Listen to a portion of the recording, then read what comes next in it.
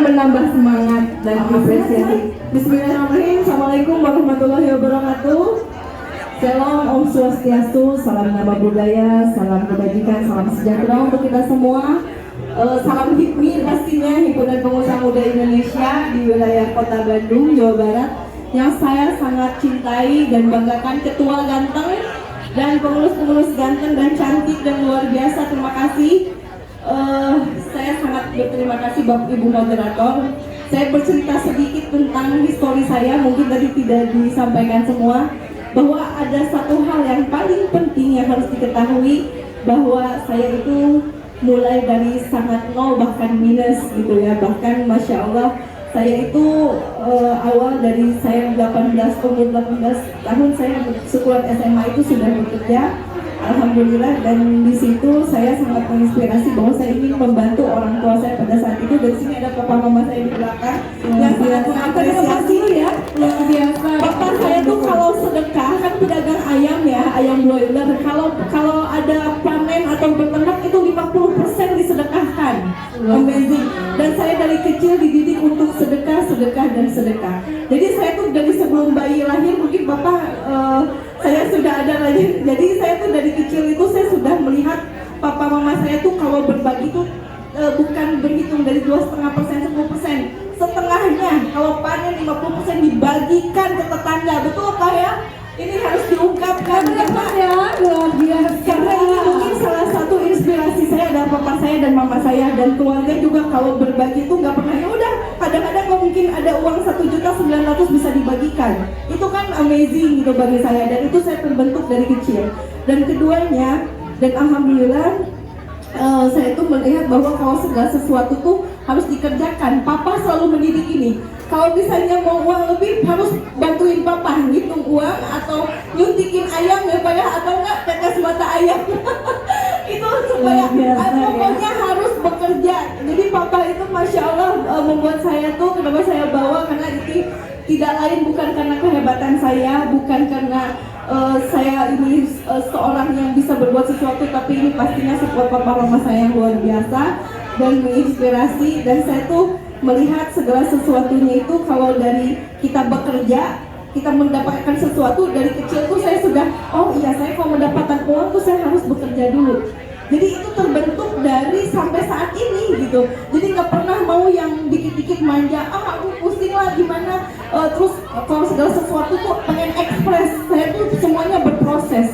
Jadi mendapatkan sesuatu ya udah, saya harus kerja, nabung, mikir, oh iya saya harus begini, dan itu alhamdulillah terpaan masalah apapun, mulai dari misalnya kita namanya pasti sering menemukan masalah, entah masalah dengan sahabat, teman gitu ya, semuanya. Nah itu mungkin yang bisa menguatkan mental kita, jangan down gitu. Nah dari situ kita mendapatkan uangnya juga, itu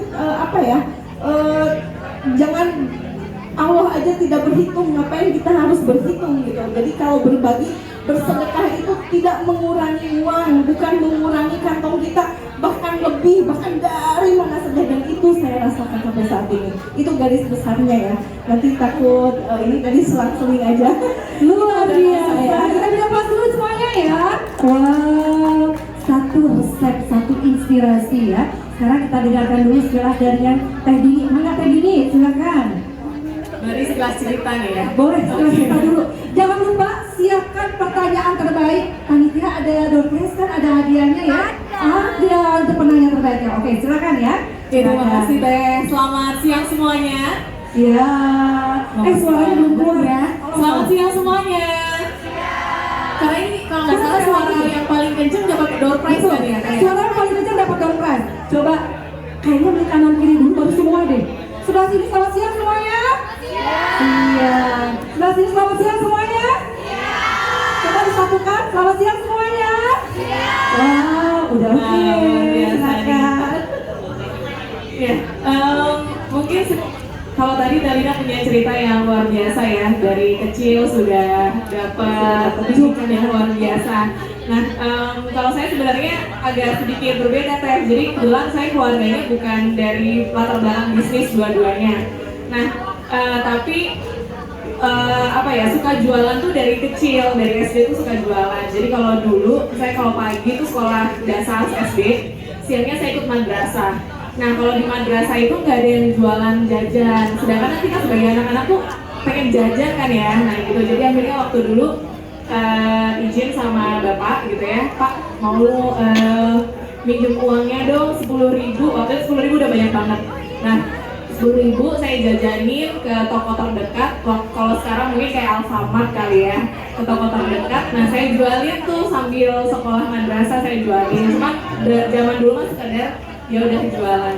Nah ketika kuliah, setelah kuliah tuh kebetulan saya waktu S1 dapat beasiswa, jadi dapat beasiswa full waktu itu dari Nanopo Foundation, dapat SPP uang bulanan dibayarin full. Setelah lulus saya sempat kerja.